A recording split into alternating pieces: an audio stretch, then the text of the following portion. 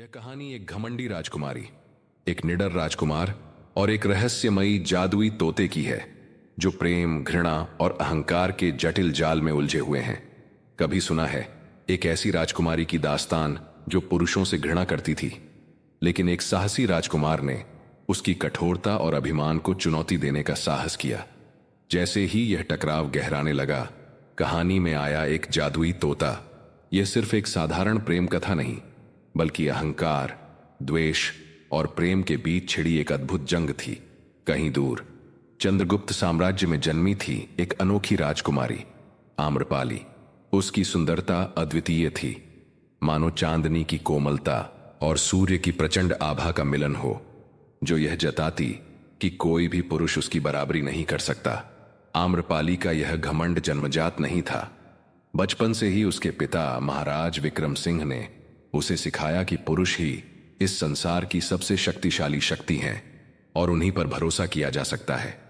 लेकिन आम्रपाली की मां रानी मृगनयनी ने उसे इसके विपरीत शिक्षा दी। उनका हृदय पुरुषों के प्रति कटुता से भरा हुआ था, क्योंकि एक समय राजा ने किसी अन्य स्त्री को अधिक महत्व दिया था और यही घाव रानी के मन में गहरा बस गया था। उन्होंने अपनी बेटी को सिखाया कि पुरुष सिर्फ धोखा देते हैं, वे स्त्रियों की भावनाओं का सम्मान नहीं करते और न ही उनके प्रेम को समझने योग्य होते हैं। राजकुमारी आम्रपाली के हृदय में यह शिक्षा गहरे तक बैठ चुकी थी। लेकिन क्या सचमुच हर पुरुष ऐसा ही होता है? क्या एक सच्चे प्रेम की शक्ति उसके विचारों को बदल सकेगी? और इस पूरी दास्तान में उस जादुई तोते की क्या भूमिका है? आइए इस रहस्यमयी कहानी में झांकते हैं, जहां प्रेम और घृणा की टकराहट एक अनोखा मोड़ लेने वाली है। रानी के कटु शब्दों ने आम्रपाली के हृदय में पुरुषों के प्रति अविश्वास और घृणा भर दी थी। बचपन से ही वह यह मानने लगी थी कि पुरुष केवल छल, कपट और अहंकार से भरे होते हैं, जो स्त्रियों को अपने से निम्न समझते हैं। समय के साथ जैसे जैसे वह बड़ी हुई, उसका स्वभाव और अधिक कठोर होता चला गया। राजकुमारी आम्रपाली की सुंदरता और व्यक्तित्व की चर्चाएं पूरे राज्य में फैली हुई थीं।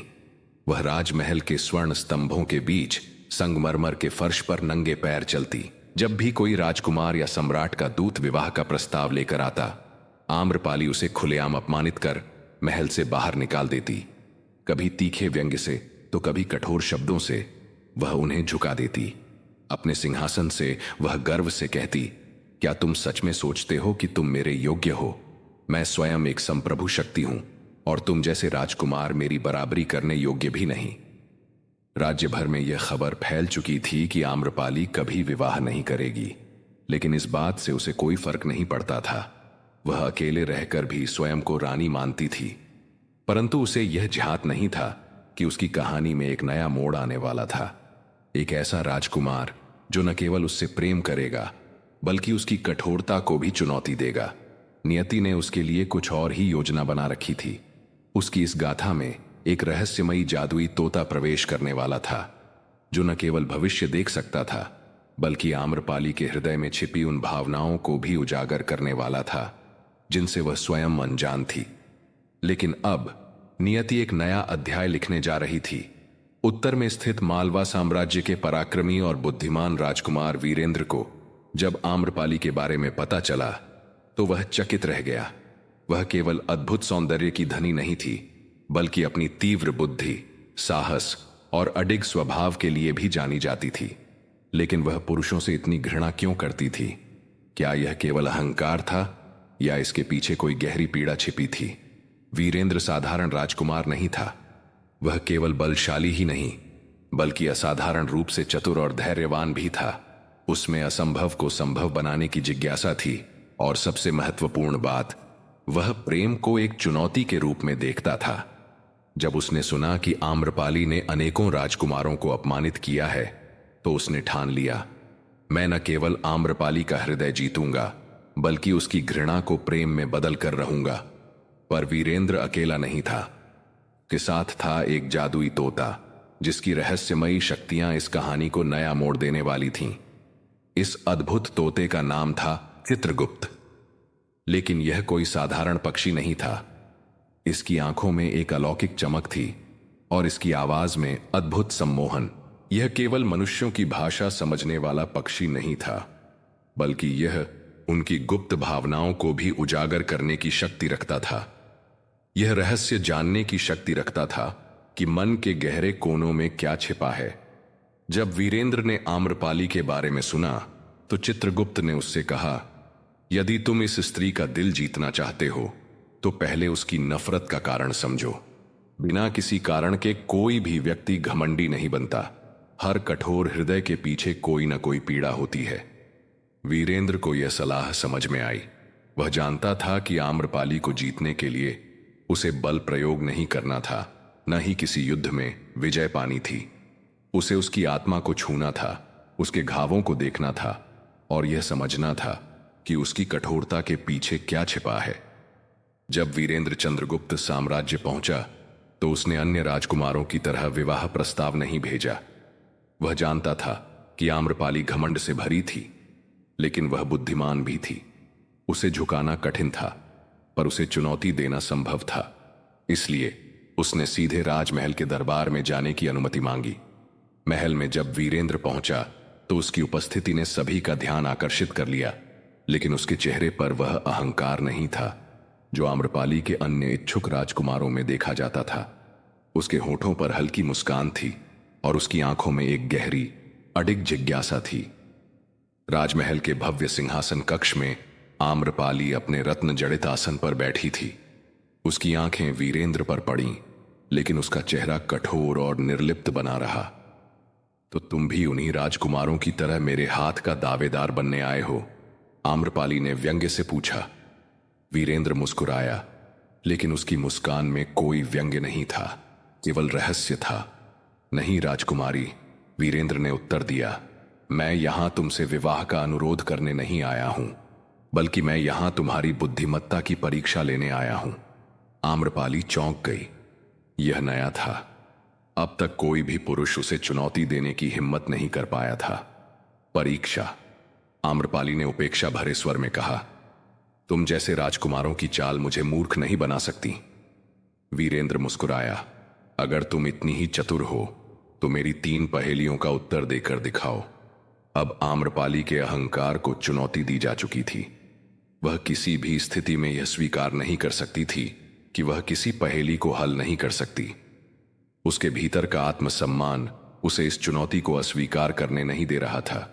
उसने ठहाका लगाया, मुझे लगता है कि तुम भूल गए हो राजकुमार, मैं केवल सुंदर नहीं हूं, बल्कि इस राज्य की सबसे चतुर स्त्री भी हूं। वीरेंद्र ने धीरे से अपने कंधे पर बैठे जादुई तोते की ओर देखा। चित्रगुप्त की आंखों में एक हल्की चमक थी। तो फिर राजकुमारी, वीरेंद्र ने कहा, देखते हैं कि कौन जीतता है, तुम्हारा अहंकार या मेरी पहेलियां। आम्रपाली ने मुस्कुराते हुए सिर ऊंचा किया। चुनौती स्वीकार है। दिव्य उद्यान में एक सजीव वातावरण था। रंग बिरंगे फूलों की सुगंधित हवा बह रही थी। आम्रपाली गर्व से खड़ी थी, जबकि वीरेंद्र शांत मुद्रा में मुस्कुरा रहा था। वीरेंद्र ने पहली पहेली दी, ऐसी कौन सी चीज है जो जितनी बांटी जाती है उतनी ही बढ़ती जाती है? आत्मविश्वास से भरी उसकी आवाज गूंजी, ज्ञान। वीरेंद्र ने सिर हिलाया। सही उत्तर।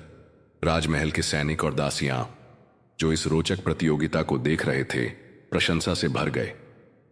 राजकुमारी आम्रपाली की बुद्धिमत्ता पर कोई संदेह नहीं कर सकता था, लेकिन क्या वह हर पहेली का उत्तर दे पाएगी? अब वीरेंद्र ने दूसरी पहेली दी, ऐसी कौन सी चीज है जिसे देखा नहीं जा सकता लेकिन महसूस किया जा सकता है? आम्रपाली ने गहरी सांस ली। कुछ क्षणों तक उसकी आंखें सोच में डूबी रहीं। फिर उसने उत्तर दिया, हवा। वीरेंद्र ने सिर हिलाया, लेकिन इस बार उत्तर नकारात्मक था। गलत। सही उत्तर है प्रेम। जैसे ही यह शब्द वीरेंद्र के मुख से निकले, उसकी आंखों में क्रोध की ज्वाला भड़क उठी। उसने कटाक्ष भरी दृष्टि से वीरेंद्र को देखा और दृढ़ स्वर में कहा, मुझे प्रेम से कोई सरोकार नहीं। यह व्यर्थ की भावनाएं हैं जो केवल मूर्खों को जकड़ती हैं। वीरेंद्र मुस्कुराया, मानो उसे आम्रपाली की यह प्रतिक्रिया पहले से ही पता थी, लेकिन उसने कोई प्रतिवाद नहीं किया। अब आई तीसरी और सबसे कठिन पहेली। ऐसा कौन सा जीव है जो सच भी बोलता है और झूठ भी छिपा सकता है?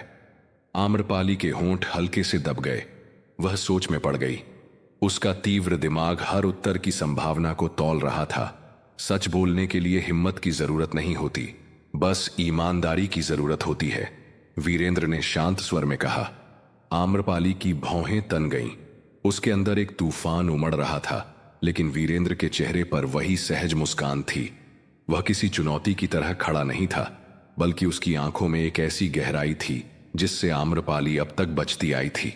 तुम्हें क्या लगता है, आम्रपाली ने तीखे स्वर में कहा, कि तुमने कुछ शब्द बोल दिए और मैं मान लूंगी कि मेरी सारी नफरत, मेरा सारा क्रोध केवल एक भ्रम था।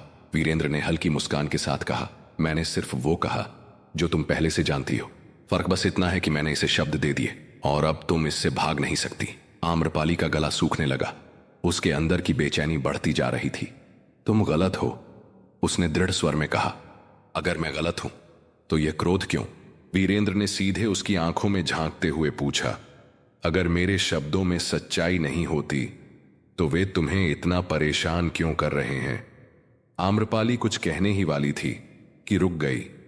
सच में यह उसे इतना परेशान क्यों कर रहा था? क्यों वीरेंद्र के शब्द उसे भीतर तक हिला रहे थे? उसने गहरी सांस ली और कुछ पल मौन रही। महल का पूरा दरबार इस असाधारण वार्तालाप को देख रहा था, लेकिन इस समय आम्रपाली के लिए वहां कोई नहीं था। न दरबार, न मंत्री, न सैनिक, सिर्फ वीरेंद्र और उसकी चुभती हुई सच्चाई। क्या तुम कहना चाहते हो कि मैं डरती हूं? आम्रपाली ने धीरे से कहा। पहली बार उसकी आवाज में कठोरता की जगह हल्की झिझक थी। नहीं, मैं यह कह रहा हूं कि तुमने अपने डर को अपनी ताकत बना लिया है। तुमने खुद को इतना कठोर बना लिया कि कोई तुम्हें चोट न पहुंचा सके। लेकिन सच यह है कि तुम प्रेम से भाग रही हो, क्योंकि तुम्हें लगता है कि यह भी एक धोखा होगा। आम्रपाली का दिल जोर जोर से धड़कने लगा। उसने आंखें गहरी करते हुए कहा, तो मुझे इसका जवाब चाहिए। मुझे यह समझना है कि क्या यह सच में डर है या कुछ और। वीरेंद्र ने मुस्कुराकर सिर झुका दिया। गहरे दिल में छिपे राजों को जानने की ताकत उस तोते के पास थी। वह वे बातें भी समझ सकता था जिनसे खुद व्यक्ति अनजान रहता। अगर तुम्हें मेरा विश्वास जीतना है तो मेरे साथ जंगल चलो, आम्रपाली ने कहा। वहां मैं तुम्हें परखूंगी। वीरेंद्र ने बिना झिझके हामी भर दी। मैं तैयार हूं राजकुमारी, लेकिन क्या तुम खुद को परखने के लिए तैयार हो? आम्रपाली ने कोई उत्तर नहीं दिया, लेकिन उसके भीतर कुछ हलचल जरूर हुई। अगली सुबह आम्रपाली और वीरेंद्र महल से जंगल की ओर रवाना हुए। उनके साथ सिर्फ 2 घोड़े और जरूरी सामान था। यह कोई शाही यात्रा नहीं थी, बल्कि एक परीक्षा थी। आम्रपाली की परीक्षा, और शायद वीरेंद्र की भी। घना जंगल उनके सामने था। ऊंचे पेड़ सूरज की रोशनी को रोक रहे थे। पक्षियों की आवाजें, हवा में सरसराहट और कहीं दूर से आती किसी जंगली जानवर की गुर्राहट। आम्रपाली ने वीरेंद्र की ओर देखा और कहा, यहां केवल वही जीवित रह सकता है जो सच्चा योद्धा हो। अगर तुम सच में मेरे बराबर हो तो इसे साबित करो। वीरेंद्र मुस्कुराया। मैं अपनी ताकत पर भरोसा करता हूं, लेकिन क्या तुम अपने दिल की परीक्षा के लिए तैयार हो? आम्रपाली ने कोई जवाब नहीं दिया, लेकिन वह जानती थी इस जंगल में सिर्फ वीरेंद्र की परीक्षा नहीं हो रही थी, उसकी भी हो रही थी। क्या आम्रपाली का घमंड टूटेगा या उसका दिल किसी नए एहसास से भर जाएगा? और जादुई तोते की असली मंशा क्या है? जानने के लिए बने रहिए इस रोमांचक कहानी में।